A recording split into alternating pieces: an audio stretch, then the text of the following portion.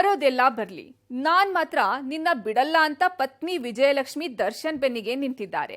ಯಾರೆಷ್ಟೇ ಹೇಳಲಿ, ಏನೇ ಆರೋಪ ಹೊರಿಸ್ಲಿ, ನೀನಂತೂ ನನ್ನ ಗಂಡನೆ ಅಂತ ದರ್ಶನ್ಗೆ ಜೊತೆಯಾಗಿದ್ದಾರೆ ಮಡದಿ ವಿಜಯಲಕ್ಷ್ಮಿ. ನಿಜಕ್ಕೂ ಇಡೀ ಚಿತ್ರರಂಗಕ್ಕೆ ಮಾತ್ರವಲ್ಲ, ನೋಡಿಗರೆಲ್ಲರಿಗೂ ವಿಜಯಲಕ್ಷ್ಮಿ ನಡೆ ಅಚ್ಚರಿ ತಂದಿದೆ. ದರ್ಶನ್ ಸಾಂಸಾರಿಕ ಗಲಾಟೆ ಎಲ್ರಿಗೂ ಗೊತ್ತಿದೆ. ವಿಜಯಲಕ್ಷ್ಮಿ ಜಾಗದಲ್ಲಿ ಬೇರೆ ಯಾರೇ ಇದ್ದಿದ್ರು ಅದೇನ್ ಮಾಡ್ತಿದ್ರೋ ಏನೋ ಗೊತ್ತಿಲ್ಲ. ಆದ್ರೆ ವಿಜಯಲಕ್ಷ್ಮಿ ಮಾತ್ರ ಎಂಥ ಸಮಯ ಬಂದ್ರು ಅಷ್ಟೇ ದರ್ಶನ್ನ ಬಿಟ್ಟು ಕೊಡೋ ಮಾತೇ ಇಲ್ಲ ಅಂತ ಪಟ್ಟಾಗಿ ದರ್ಶನ್ ಜೊತೆಗೆ ನಿಂತು ಬಿಟ್ಟಿದ್ದಾರೆ. ದರ್ಶನ್ ಬಳ್ಳಾರಿ ಜೈಲಿಗೆ ಶಿಫ್ಟ್ ಆದ್ರೂ ಕರ್ತವ್ಯ ಬಿಡದ ಪತ್ನಿ ವಿಜಯಲಕ್ಷ್ಮಿ. ದೇವಿ ಕುಂಕುಮ, ಅಕ್ಷತೆ, ಪ್ರಸಾದ 30 ನಿಮಿಷ ಮಾತಾಡಿದ್ದೇನು ಮಡದಿ. ಒಂದರ ಬಳಿಕ ಮತ್ತೊಂದು ಸಂಕಷ್ಟ. ಗಂಡ ಹೆಂಡತಿ ಹಾಕಿದ್ದೆಂಥ ಕಣ್ಣೀರು. ಪತ್ನಿ ಬಂದು ಹೋದ ಬೆನ್ನಲ್ಲೇ ದರ್ಶನ್ ಫುಲ್ ಚಾರ್ಜ್ ಆಗಿದ್ ಹೇಗೆ? ಈ ವೇಳೆ ದರ್ಶನ್ ಹೆಂಡತಿ ಬೆನ್ನಿಗೆ ನಿಲ್ಲದೆ ಹೋಗಿದ್ರೆ ಏನಾಗ್ತಿತ್ತು ಗೊತ್ತೇ? ಇದೇ ರೀತಿನೇ ಇತ್ತು ದರ್ಶನ್ ಹಾಗೂ ವಿಜಯಲಕ್ಷ್ಮಿ ಸಂಸಾರ. ದರ್ಶನ್ ಇಂಡಸ್ಟ್ರಿಯಲ್ಲಿ ಆಗಷ್ಟೇ ಸೈಕಲ್ ಹೊಡೆಯೋಕೆ ಶುರುವಾಗಿದ್ರು. ಅದಕ್ಕೆ ಸಾಥ್ ನೀಡುತ್ತಾ ಬಂದಿದ್ದು ಇದೇ ವಿಜಯಲಕ್ಷ್ಮಿ. ಸೈಕಲ್ ಕಷ್ಟ ಅಂತ ತಾನು ಓಡಿಸ್ತಿದ್ದ ಕೈನೆಟಿಕ್ ಗಾಡಿಯನ್ನೇ ದರ್ಶನ್ಗೆ ಕೊಟ್ಟಿದ್ರು. ತನ್ನ ಕೈಲೇನಾಗುತ್ತೋ ಅದನ್ನೇ ಸಹಾಯ ಮಾಡ್ತಾ ಬಂದಿದ್ರು. ದರ್ಶನ್ ಹಂಗೂ ಹಿಂಗೂ ಮೆಜೆಸ್ಟಿಕ್ ಸಿನಿಮಾ ಮಾಡ್ಕೊಂಡು ಕರಿಯಾ ಸಿನಿಮಾಗೆ ಬಂದು ನಿಲ್ಲೋ ಅಷ್ಟರಲ್ಲಿ ಸಖತ್ ಫೇಮಸ್ ಆಗ್ಬಿಟ್ರು. ಅದಾದ್ಮೇಲೆ ನೋಡಿ ದರ್ಶನ್ ಬಾಳಲ್ಲಿ ವಿಜಯಲಕ್ಷ್ಮಿ ಹೆಂಡತಿಯಾಗಿ ಬದುಕಾಗಿ ಬೆಳಕಾಗಿ ಬಂದಿದ್ದು. ದರ್ಶನ್ನ ಎಲ್ಲ 7 ಬೀಳುಗಳನ್ನ ಕಂಡಿರೋದು ಈ ವಿಜಯಲಕ್ಷ್ಮಿ. 7 ವರ್ಷಗಳ ಹಿಂದೆ ಚೆನ್ನಾಗೇ ಇದ್ದ ಸಂಸಾರದಲ್ಲಿ 3ನೆಯವರು ಹುಳಿ ಹಿಂಡೋಕೆ ಶುರುವಾಗ್ತಾರೆ. ತಾನೇ ಕಟ್ಟಿಕೊಂಡ ಬದುಕು, ಯಾವುದೇ ಕಾರಣಕ್ಕೂ ಇದನ್ನ ಒಡೆಯೋಕೆ ಬಿಡಬಾರ್ದು ಅಂತ ಗಟ್ಟಿಯಾಗಿ ನಿಂತ ವಿಜಯಲಕ್ಷ್ಮಿ ಅದನ್ನ ಉಳಿಸಿಕೊಳ್ಳೋಕೆ ಹೋರಾಟ ಆರಂಭಿಸುತ್ತಾರೆ. ಆಕೆ ಅವತ್ತು ಶುರು ಮಾಡಿಕೊಂಡ ಹೋರಾಟ ಇವತ್ತಿಗೂ ನಡೆಯುತ್ತಲೇ ಇದೆ. ಹಾಗೆ ನೋಡಿದ್ರೆ ಈ ಹೋರಾಟದಲ್ಲಿ ವಿಜಯಲಕ್ಷ್ಮಿ ಇದಾಗ್ಲೇ ಸುಸ್ತಾಗ್ಬೇಕಿತ್ತು. ಯಾವತ್ತಿಗೂ ಯಾವುದು ಸರಿ ಹೋಗಲ್ಲ ಅಂತ ಕೈ ಚೆಲ್ಬೇಕಿತ್ತು. ಅದ್ಯಾವ ನಂಬಿಕೆಯೋ, ಅದೇನ್ ಸೆಳೆತವೋ ಏನೋ, ವಿಜಯಲಕ್ಷ್ಮಿ ಇವತ್ತಿಗೂ ತನ್ನ ಕುಟುಂಬಕ್ಕಾಗಿ ಹೋರಾಟ ನಡೆಸುತ್ತಲೇ ಬಂದಿದ್ದಾರೆ. ಈಗಲೂ ದರ್ಶನ್ ಜೊತೆಗೆ ಸಪೋರ್ಟ್ ಆಗಿ ನಿಂತಿದ್ದಾರೆ. ನೀನೆಲ್ಲೋ ನಾನಲ್ಲೇ ಅಂತ ದೂರ ಹೋದಷ್ಟು ವಿಜಯಲಕ್ಷ್ಮಿ ದರ್ಶನ್ಗೆ ಜೊತೆ ಆಗ್ತಿದ್ದಾರೆ, ಶಕ್ತಿ ಆಗ್ತಿದ್ದಾರೆ, ಸ್ಫೂರ್ತಿ ಆಗ್ತಿದ್ದಾರೆ.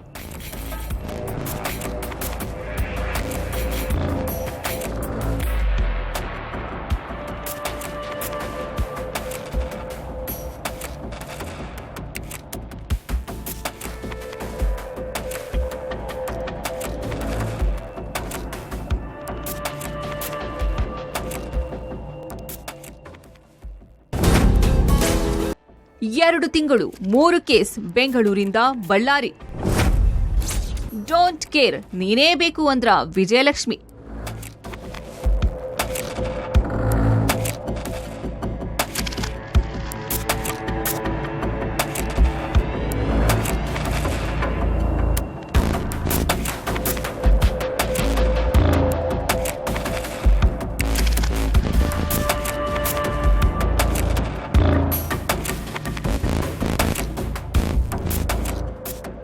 ಕಳೆದ 2.5 ತಿಂಗಳಲ್ಲಿ ದರ್ಶನ್ ಬದುಕಲ್ಲಿ ಏನೆಲ್ಲ ಆಗಿದೆ ಅನ್ನೋದು ಇಡೀ ಪ್ರಪಂಚಕ್ಕೆ ತಿಳಿದಿರೋ ವಿಚಾರವೇ. ಇತ್ತ ದರ್ಶನ್ ನೋಡಿದ್ರೆ ಗೆಳತಿಗಾಗಿ ಮಾಡಬಾರದ ಕೆಲಸ ಮಾಡಿಕೊಂಡು ಜೈಲು ಸೇರ್ಬಿಟ್ಟಿದ್ದಾರೆ. ಅವರ ಕರಿಯರ್ ಹಾಳಾಗಿದೆ, ಪ್ರತಿಷ್ಠೆ ಮಣ್ಣಾಗಿದೆ, ಭವಿಷ್ಯ ಕತ್ತಲಾಗಿದೆ. ಇನ್ನು ಇದೆಲ್ಲದಕ್ಕೂ ನೇರ ಹೊಣೆ ದರ್ಶನ್ ಹೊರತು ಬೇರಾರೂ ಅಲ್ಲ. ಅಷ್ಟಕ್ಕೂ ದರ್ಶನ್ಗೆ ಅದೇನ್ ಕಮ್ಮಿ ಇತ್ತು? ಎಲ್ಲ ಹೆಚ್ಚಿಗೆ ಇತ್ತು. ಎಲ್ಲ ಹೆಚ್ಚಾಗಿದ್ದೇ ದರ್ಶನ್ ಕೈಲಿ ಇಂಥ ಕೆಲಸ ಮಾಡಿಸೋಕೆ ಕಾರಣ ಆಯ್ತಾ? ಅಥವಾ ಏನ್ ಮಾಡಿದ್ರೂ ನಡೆಯುತ್ತೆ ಅನ್ನೋ ಅಹಂ ತಲೆಗೇರಿಸಿಕೊಂಡ್ರ ಏನೋ ಗೊತ್ತಿಲ್ಲ. ಒಂದು ಕ್ಷಣ ಮಗ ಪತ್ನಿ ಅನ್ನೋದೆಲ್ಲ ಮರೆತು ಪವಿತ್ರಗಾಗಿ ಹೋಗಿ ಅಮಾಯಕನನ್ನ ಕಿಡ್ನಾಪ್ ಮಾಡಿಸಿ ಕೊಲೆ ಆರೋಪ ಎಳೆದುಕೊಂಡಿದ್ದಾರೆ. ಅದಲ್ಲದೆ ಇದೀಗ ಜೈಲಿನಲ್ಲಿ ಕಿಂಚಿತ್ತೂ ಪಾಪ ಪ್ರಜ್ಞೆ ಇಲ್ಲದೆ ರಾಜಾತಿಥ್ಯ ಸೇವೆ ಮಾಡಿಸಿಕೊಳ್ಳುತ್ತಾ ಬಿಂದಾಸ್ ಆಗಿದ್ದ ಕಾರಣ ಮತ್ತೆ 3 ಕೇಸ್ಗಳು ದರ್ಶನ್ ವಿರುದ್ಧ ದಾಖಲಾಗಿವೆ.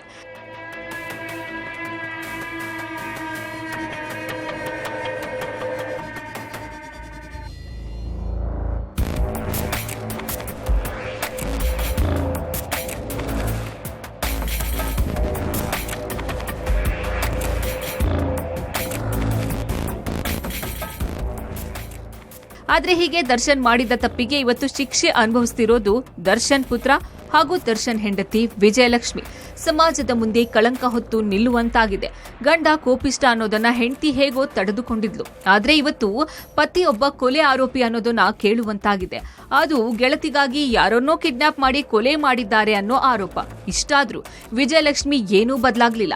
ಅದೇ ಪ್ರೀತಿ ಹೊತ್ತೆ ಈಗ ದರ್ಶನ್ ಜೊತೆಗಿದ್ದಾರೆ. ನಿನಗೆ ನಾನು ನನಗೆ ನೀನು ಅಂತ ಬೆನ್ನು ಬಿಡದೆ ಕಾಯ್ತಿದ್ದಾರೆ.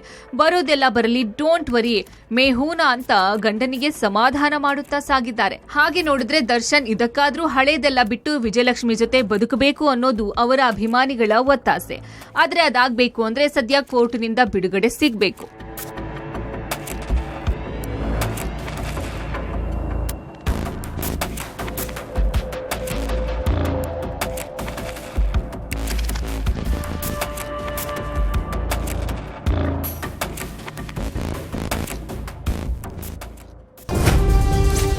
ಬಳ್ಳಾರಿ ಜೈಲಿಗೆ ದರ್ಶನ್ ನೋಡೋಕೆ ಓಡೋಡಿ ಬಂದ ಪತ್ನಿ. 326 ಕಿಲೋಮೀಟರ್ ದೂರ ದರ್ಶನ್ಗೆ ಧೈರ್ಯ ತುಂಬಿದ ಹೇಗೆ ಮಡದಿ.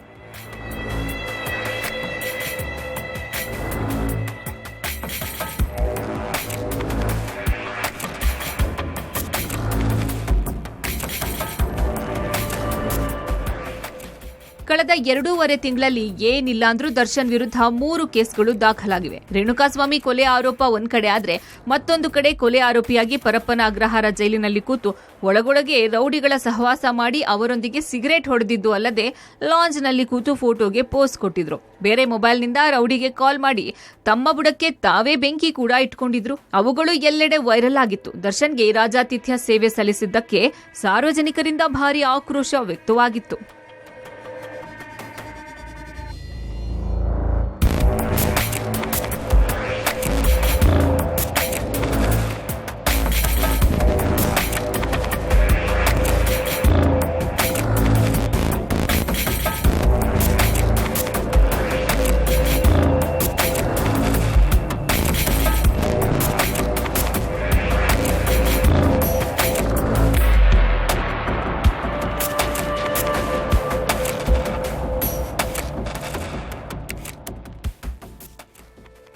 ಇಷ್ಟಾಗ್ತಿದ್ದ ಹಾಗೆ ಜೈಲಿನಲ್ಲಿ ದರ್ಶನ್ ವಿರುದ್ಧ ತನಿಖೆ ಚುರುಕಾಗಿತ್ತು. ದರ್ಶನ್ ಇಲ್ಲಿದ್ದಷ್ಟು ಬೇರೆ ಕೈದಿಗಳಿಗೆ ತೊಂದರೆ ಆಗುತ್ತೆ, ಅಷ್ಟೇ ಅಲ್ಲ ಸರ್ಕಾರಕ್ಕೂ ತೀವ್ರತರ ಮುಖಭಂಗ ಆಗುತ್ತೆ ಅನ್ನೋದು ಅರಿತಂತಹ ಪೊಲೀಸರು ದರ್ಶನ್ ಗ್ಯಾಂಗ್ನ ಅಲ್ಲಿಂದ ಎತ್ತಂಗಡಿ ಮಾಡೋಕೆ ನೋಡಿದ್ರು.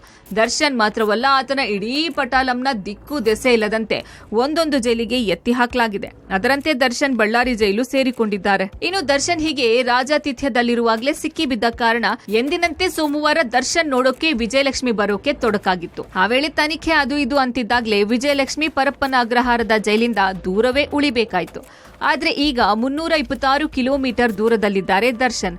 ಅದೆಷ್ಟು ದೂರ ಆದ್ರೇನಂತೆ, ದರ್ಶನ್ ಎಲ್ಲೋ ಅಲ್ಲೇ ನಾನು ಅನ್ನೋ ಹಾಗೆ ಇದೀಗ ವಿಜಯಲಕ್ಷ್ಮಿ ದರ್ಶನ್ ನೋಡೋಕೆ ಬಳ್ಳಾರಿಗೂ ಬಂದು ಹೋಗೋದನ್ನ ರೂಢಿ ಮಾಡ್ಕೊಳ್ತಿದ್ದಾರೆ.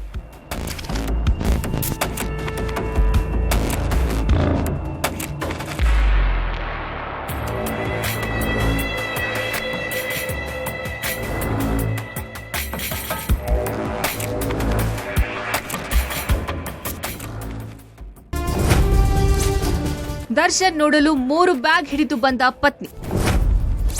ಹೆಂಡತಿಯ ಕಂಡು ಭಾವುಕರಾಗಿದ್ದ ಹೇಗೆ ಗೊತ್ತಾ ದಚ್ಚು. ದರ್ಶನ್ ನೋಡಿದ್ರೆ ಪವಿತ್ರಗಾಗಿ ರೇಣುಕಾಸ್ವಾಮಿ ಕೊಲೆ ಮಾಡಿಸಿದ ಆರೋಪದಲ್ಲಿ ಜೈಲು ಪಾಲಾದ್ರು. ಆದ್ರೆ ಇತ್ತ ಗಂಡನಿಗಾಗಿ ದರ್ಶನ್ ಪತ್ನಿ ವಿಜಯಲಕ್ಷ್ಮಿ ಅಲ್ಲಿ ಇಲ್ಲಿ ಅಂತ ಅಲಿತಿರೋದು ನೋಡಿದ್ರೆ ಅಚ್ಚರಿ ಅನ್ಸುತ್ತೆ. ಆದ್ರೆ ದರ್ಶನ್ಗೂ ಹೀಗೆ ಆಗಿರ್ಬೇಕಲ್ವಾ? ಇದ್ಯಾವ ಕರ್ಮಕ್ಕೆ ದರ್ಶನ್ ಹಿಂದೆ ವಿಜಯಲಕ್ಷ್ಮಿ ತಿರುಗಬೇಕು? ಅಷ್ಟಕ್ಕೂ 20 ವರ್ಷದ ಸಂಸಾರದಲ್ಲಿ ವಿಜಯಲಕ್ಷ್ಮಿ ಕಣ್ಣಲ್ಲಿ ಕಣ್ಣೀರ್ ಹಾಕಿಸಿದ್ದೇ ಹೆಚ್ಚು ಅಂತಾರೆ. ಆದ್ರೆ ವಿಜಯಲಕ್ಷ್ಮಿ ಮಾತ್ರ ಇದನ್ನೆಲ್ಲ ಲೆಕ್ಕಕ್ಕಿಟ್ಟುಕೊಳ್ಳದೆ ಸದ್ಯ ಬಂದಿರೋ ಸಂಕಷ್ಟದಿಂದ ಗಂಡನನ್ನ ಹೇಗೆ ಹೊರ ತರೋದು ಅನ್ನೋದನ್ನಷ್ಟೇ ಯೋಚಿಸುತ್ತಿದ್ದಾರೆ. ಅಲ್ಲಿ ಆಗ ಇಲ್ಲಿ ಹೋಮ ಅಂತೆಲ್ಲ ತಲೆ ಕೆಡಿಸಿಕೊಳ್ತಿದ್ದಾರೆ. ಕಂಡ ದೇವರಿಗೆಲ್ಲ ಕೈ ಮುಗಿತಿದ್ದಾರೆ. ಬಳ್ಳಾರಿ ಜೈಲು ಸೇರಿರೋ ದರ್ಶನ್ನ ನೋಡೋಕೆ ಬಂದ ವಿಜಯಲಕ್ಷ್ಮಿ 3 ಬ್ಯಾಗ್ಗಳನ್ನ ಹಿಡಿದು ಬಂದಿದ್ರು. ಅಷ್ಟಕ್ಕೂ ವಿಜಯಲಕ್ಷ್ಮಿ ತಂದಿದ್ದ ಬ್ಯಾಗ್ನಲ್ಲಿ ಇದ್ದಿದ್ದೆಲ್ಲ ದರ್ಶನ್ಗೆ ಸಂಬಂಧಪಟ್ಟ ವಸ್ತುಗಳೇ ಹೆಚ್ಚಿದ್ವು. Dry fruits, T-shirt, biscuit ಹೀಗೆ ಎಲ್ಲವೂ ದರ್ಶನ್ಗೆ ಸಂಬಂಧಪಟ್ಟಿರೋದೆ. ಪರಪ್ಪನ ಅಗ್ರಹಾರದ ಅಗ್ರಹಾರದ ಜೈಲಿಂದ ಬಳ್ಳಾರಿಗೆ ಶಿಫ್ಟ್ ಆಗ್ತಿದ್ದ ಹಾಗೆ ದರ್ಶನ್ ಬಳಿ ಏನಿದ್ಯೋ ಏನಿಲ್ವೋ ಅಂತ ಮತ್ತೆ ಎಲ್ಲವನ್ನ ಹೊತ್ತಿಕೊಂಡು ಹೋಗಿ ಕೊಟ್ಟಿದ್ರು ವಿಜಯಲಕ್ಷ್ಮಿ. ಹೀಗೆ ದರ್ಶನ್ಗೆ ಬೇಕಾದನ್ನೆಲ್ಲ ಕೊಟ್ಟು ಮಾತಿಗಿಳಿದಿದ್ರು. ಏನಾಗುತ್ತೋ ಆಗ್ಲಿ, ತಲೆ ಕೆಡಿಸಿಕೊಳ್ಬೇಡಿ, ಎಲ್ಲವನ್ನು ಫೇಸ್ ಮಾಡಿದ್ರಾಯ್ತು, ಇನ್ನೇನು ಚಾರ್ಜ್ ಶೀಟ್ ಹಾಕ್ತಾರೆ, ಬೇಲ್ಗೆ ಅರ್ಜಿ ಹಾಕೋಣ ಅಂತೆಲ್ಲ ಹೇಳ್ತಿದ್ದ ಹಾಗೆ ದರ್ಶನ್ಗೆ ಹಳೇದೆಲ್ಲ ನೆನಪಾಯ್ತೋ ಏನೋ, ಕಣ್ಣೀರು ಹಾಕಿದ್ರು. ಇನ್ನು 30 ನಿಮಿಷಗಳ ಕಾಲ ಮಾತಾಡಿ ಎದ್ದು ಹೋಗುವಾಗ ಪತ್ನಿ ವಿಜಯಲಕ್ಷ್ಮಿ ಭಾವುಕರಾಗಿದ್ರಂತೆ.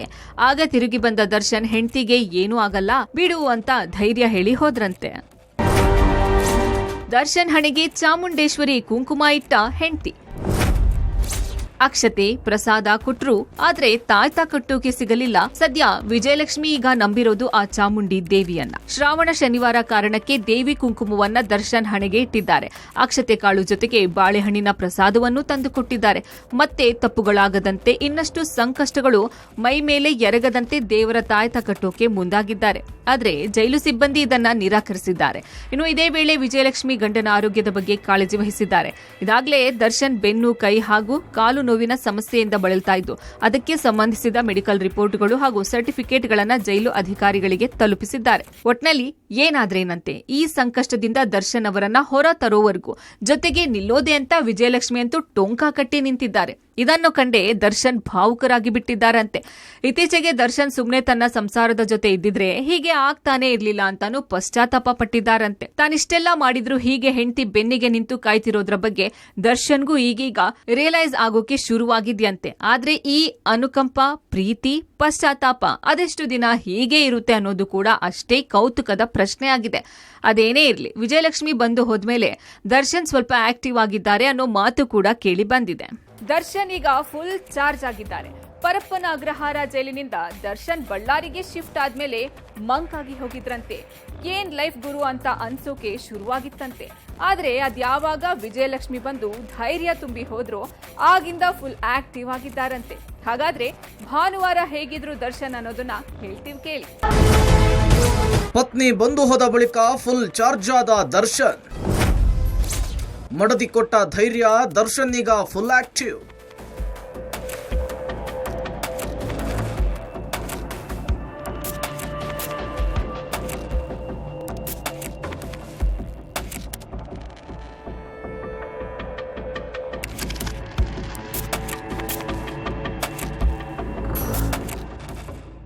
ಪರಪ್ಪನ ಅಗ್ರಹಾರದಿಂದ ನೀರಿಲ್ಲದ ಬಳ್ಳಾರಿ ಜೈಲಿಗೆ ಶಿಫ್ಟ್ ಮಾಡ್ತಾ ಇದ್ದ ಹಾಗೆ ದರ್ಶನ್ ಪೊಲೀಸರ ಬಳಿ ಪ್ಲೀಸ್ ಸಾರ್ ಬೇಡ, ಇನ್ನು ಹೀಗಾಗೋದಿಲ್ಲ, ನಾನು ಇಲ್ಲೇ ಇರ್ತೀನಿ ಅಂತ ಕೇಳ್ಕೊಂಡಿದ್ರಂತೆ. ದರ್ಶನ್ಗೂ ಈ ಬಳ್ಳಾರಿ ಜೈಲು ಹೇಗೆ ಅನ್ನೋದು ಮೊದಲೇ ಗೊತ್ತಿತ್ತು. ಹಾಗಾಗಿ ಪರಪ್ಪನ ಅಗ್ರಹಾರದಲ್ಲಿಯೇ ಇರೋದಕ್ಕೆ ನೋಡಿದ್ರು. ಆದರೆ ನ್ಯಾಯಾಲಯದ ಆದೇಶ ಆಗಿ ಹೋಗಿತ್ತು. ಹಾಗಾಗಿ ಬೇರೆ ದಾರಿ ಇಲ್ಲದೆ ದರ್ಶನ್ ಬಳ್ಳಾರಿ ಜೈಲಿಗೆ ಬರಬೇಕಿತ್ತು. ಆ ಚಿಕ್ಕ ಕೋಣೆಯಲ್ಲಿ ವಾಸವಾಗಬೇಕಿತ್ತು. ಬಳ್ಳಾರಿ ಜೈಲಿಗೆ ಬಂದಾಗಿನಿಂದ ಏನನ್ನೂ ತಿನ್ನದೆ ಕುಡಿಯದೆ ಹಠ ಮಾಡಿದ್ರು ದರ್ಶನ್. ಆದರೆ ಶನಿವಾರ ಬೆಳಗ್ಗೆ ಸ್ವಲ್ಪ ವಾಂಗಿಬಾತನ್ನು ತಿಂದಿದ್ರು. ವಿಜಯಲಕ್ಷ್ಮಿ ಬಂದ ಬಳಿಕ ದರ್ಶನ್ಗೆ ಡ್ರೈ ಫ್ರೂಟ್ಸ್ ಎಲ್ಲ ಕೂಡ ಕೈ ಸೇರಿತ್ತು. ಅಷ್ಟೇ ಅಲ್ಲ, ಮಡದಿ ಬಂದು ಹೋದ ಬಳಿಕ ಚಾರ್ಜ್ ಆಗಿದ್ದ ದರ್ಶನ್ ಭಾನುವಾರ ಜೈಲಿನ ಮೆನು ಪ್ರಕಾರ ಪಲಾವನ್ನು ತಿಂದಿದ್ದಾರೆ. ಇನ್ನು ಶನಿವಾರ ರಾತ್ರಿ ಗಡದ್ದಾಗಿ ನಿದ್ದೆ ಹೊಡೆದಿದ್ದಾರೆ. ಬಳ್ಳಾರಿ ಜೈಲಿಗೆ ಬಂದ ಬಳಿಕ 2 ರಾತ್ರಿ ಸರಿಯಾಗಿ ದರ್ಶನ್ ನಿದ್ದೆ ಮಾಡಿರಲಿಲ್ಲ. ಆದರೆ ಪತ್ನಿಯ ಭೇಟಿ, ಚಾಮುಂಡೇಶ್ವರಿಯ ಪ್ರಸಾದ, ಅಕ್ಷತೆ, ಕುಂಕುಮ ಇದೆಲ್ಲವೂ ಕೂಡ ದರ್ಶನ್ನಲ್ಲಿ ಅದೇನು ಶಕ್ತಿ ತುಂಬಿತೋ ಏನೋ ಗೊತ್ತಿಲ್ಲ. ಭಾನುವಾರ ಬೆಳಗ್ಗೆಯೇ ಫುಲ್ ಆಕ್ಟಿವ್ ಆಗಿದ್ದಾರೆ. ವಿಜಯಲಕ್ಷ್ಮಿ ತಂದು ಕೊಟ್ಟಿದ್ದಂತಹ ತಿಂಡಿ ತಿನಿಸುಗಳೊಂದಿಗೆ ರಾಗಿ ಮುದ್ದೆ, ಅನ್ನ ಸಾಂಬಾರ್, ಮಜ್ಜಿಗೆ ಊಟ ಮಾಡಿದ್ದಾರೆ ದರ್ಶನ್. 2 ದಿನದಿಂದಿದ್ದಂತಹ ಒತ್ತಡ ಭಾನುವಾರ ದರ್ಶನ್ ಮುಖದಲ್ಲಿ ಮಾಯವಾಗಿತ್ತು. ಇನ್ನು ವಿಜಯಲಕ್ಷ್ಮಿ ಅವರು ಗಂಡನ ಮೆಡಿಕಲ್ ರಿಪೋರ್ಟ್ ಸಲ್ಲಿಸಿದ ಬೆನ್ನಲ್ಲೇ ಜೈಲಿನಲ್ಲಿಯ ವೈದ್ಯರು ದರ್ಶನ್ ಅವರನ್ನ ಆರೋಗ್ಯ ತಪಾಸಣೆಗೊಳಪಡಿಸಿದ್ರು. ಸದ್ಯ ಸ್ಟಾಫ್ ನರ್ಸ್ ಡ್ಯೂಟಿ ವೈದ್ಯರಿಂದ ಭಾನುವಾರ ಆರೋಗ್ಯ ತಪಾಸಣೆ ನಡೆಸಿದ್ದು, ಸೋಮವಾರ ಹಿರಿಯ ವೈದ್ಯರು ದರ್ಶನ್ ಆರೋಗ್ಯವನ್ನ ತಪಾಸಣೆ ಮಾಡಲಿದ್ದಾರೆ. ಬಯಲಾಯ್ತು Darshan tea party photo secret. ಆನ್ಲೈನ್ನಲ್ಲಿ ಡೆಲಿವರಿ ಆಗ್ತಿತ್ತಂತೆ ಮದ್ಯ, ಸಿಗರೇಟ್.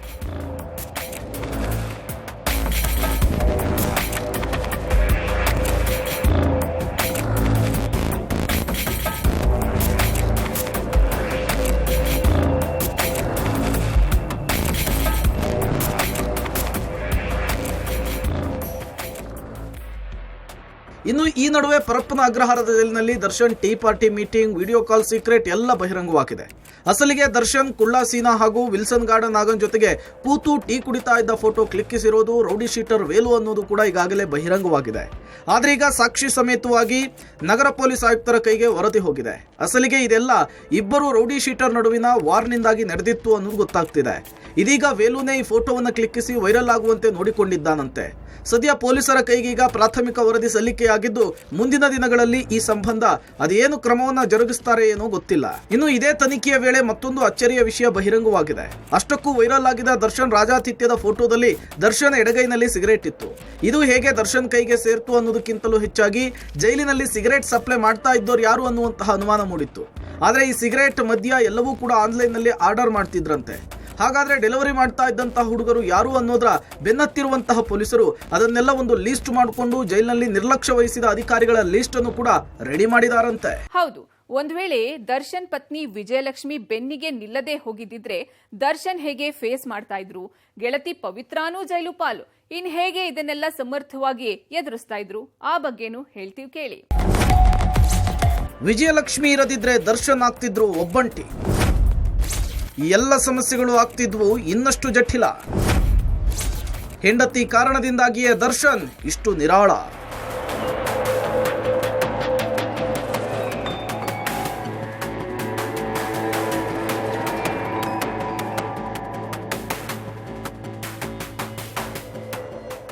ಹೌದು, ಇಂತಹ ಸಂಕಷ್ಟದಲ್ಲಿ ದರ್ಶನ್ ಜೊತೆಗೆ ವಿಜಯಲಕ್ಷ್ಮಿ ಬೆನ್ನಿಗೆ ನಿಲ್ಲದೆ ಹೋಗಿದ್ದಿದ್ರೆ ದರ್ಶನ್ ಏಕಾಂಗಿ ಮಾತ್ರವಲ್ಲ, ಏನು ಮಾಡಬೇಕು ಅನ್ನೋದು ಗೊತ್ತಾಗದೆ ಪರದಾಡ್ ಹೋಗ್ತಿದ್ರು. ದರ್ಶನ್ ಮುಖಕ್ಕೆ ಬಣ್ಣ ಹಾಕೊಂಡು ಪಾತ್ರಕ್ಕೆ ಜೀವ ತುಂಬೋದು ಗೊತ್ತು, ಆದರೆ ಯಾವ ಸಂದರ್ಭದಲ್ಲಿ ಯಾವ ರೀತಿಯಲ್ಲಿ ಬಿಹೇವ್ ಮಾಡಬೇಕು, ಯಾವ ಸಮಸ್ಯೆಯನ್ನ ಯಾವ ರೀತಿ ನಿಂತು ಬಗೆಹರಿಸ್ಕೊಳ್ಬೇಕು ಅನ್ನೋದು ಮಾತ್ರ ಗೊತ್ತಿಲ್ಲ. ಅದು ಗೊತ್ತಾಗದ ಕಾರಣದಿಂದಲೇ ಹೀಗೆ ಉಗ್ರಲ್ಲಿ ಹೋಗೋದಕ್ಕೆ ಕೊಡಲಿ ತೆಗೆದುಕೊಂಡ್ರು ಅಂತಾರಲ್ಲ, ಹಾಗೆ ರೇಣುಕಾಸ್ವಾಮಿ ಕೇಸನ್ನ ಹೇಗಾಗೋ ಹ್ಯಾಂಡಲ್ ಮಾಡೋದಕ್ಕೆ ಹೋಗಿ ಕೊಲೆ ಆರೋಪವನ್ನು ಹೊತ್ತು ನಿಂತಿದ್ದಾರೆ. ಇನ್ನು ಈ ಪ್ರಕರಣದಲ್ಲಿ ದರ್ಶನ್ ಮಾತ್ರ ಈಗ ಲಾಕ್ ಆಗಿಲ್ಲ, ಇಡೀ ಗ್ಯಾಂಗ್ಗೆ ಲಾಕ್ ಆಗಿದೆ. ಅದರಲ್ಲೂ ಆಪ್ತ ಮ್ಯಾನೇಜರ್ ಆಗಿದ್ದ ನಾಗರಾಜ್ ಸಹ ಈ ಕೊಲೆ ಆರೋಪದಲ್ಲಿ ಬಂದಿಯಾಗಿದ್ದಾನೆ. ಹೀಗೆ ಎಲ್ಲರೂ ಕೂಡ ಲಾಕ್ ಆಗಿರುವಾಗ ದರ್ಶನ್ ಅವರನ್ನ ಈ ಕೇಸ್ನಲ್ಲಿ ಅದು ಯಾರು ಬಿಡಿಸ್ಕೊಂಡು ಬರೋದಕ್ಕೆ ಓಡಾಡ್ತಿದ್ರು. ಇಡೀ ಚಿತ್ರರಂಗ ದರ್ಶನ್ ಸ್ಥಿತಿನೆಂದು ಮರುಗ್ತಾ ಇದೆ, ಆದ್ರೆ ಬೆನ್ನಿಗೆ ನಿಲ್ಲೋದಕ್ಕೆ ಮಾತ್ರ ಹಿಂದೇಟಾಗ್ತಿದೆ. ಅಷ್ಟಕ್ಕೂ ದರ್ಶನ್ ಮಾಡಿರುವ ಕೆಲಸವೇ ಅಂಥದ್ದಾಗಿದೆ. ಇನ್ನು ತಾಯಿಗೆ ವಯಸ್ಸಾಗಿದೆ, ಈ ವಯಸ್ಸಿನಲ್ಲಿ ಅವರಿಗಿರುವಂತಹ ನೋವು ಹೇಳುತ್ತಿರೋದು. ಸಹೋದರ ದಿನಕರ್ ದೇವರ ಬಳಿ ಮೊರೆ ಹೋಗೋದು ಬಿಟ್ರೆ ಮತ್ತೇನು ಮಾಡಿಯಾರು? ಇಂತಹ ಸಂದರ್ಭದಲ್ಲಿ ಹಳೇದೆಲ್ಲ ಮರೆತು ಹೆಂಡತಿ ವಿಜಯಲಕ್ಷ್ಮಿ ದರ್ಶನ್ಗೆ ಬೆಂಗಾವಲಾಗಿ ನಿಲ್ಲದೆ ಹೋಗಿದ್ದಿದ್ರೆ ಇಷ್ಟೊತ್ತಿಗೆ ದಾಸನ ಕತೆ ಅದೇನಾಗ್ತಿತ್ತು ಅನ್ನೋದು ಎಲ್ಲರಿಗಿಂತ ಹೆಚ್ಚಾಗಿ ದರ್ಶನ್ಗೆ ಚೆನ್ನಾಗಿ ಗೊತ್ತಿದೆ. ಸದ್ಯ ಆಕೆಯಿಂದಾಗಿ ಈ ದರ್ಶನ್ ನಿರಾಳರಾಗಿದ್ದಾರೆ. ಇವತ್ತಲ್ಲ ನಾಳೆ ಕಾನೂನು ಹೋರಾಟದಿಂದ ಹೊರಬರ್ತೀನಿ ಅನ್ನುವಂತಹ ವಿಶ್ವಾಸದಲ್ಲಿದ್ದಾರೆ. ನೋಡಿದ್ರಲ್ಲ ವೀಕ್ಷಕರೇ, ಇದಾಗಿತ್ತು ಈ ಹೊತ್ತಿನ ವಿಶೇಷ. ನೆನಪಿರ್ಲಿ, ನ್ಯೂಸ್ ಅಂದ್ರೆ ಪಬ್ಲಿಕ್ ಟಿವಿ.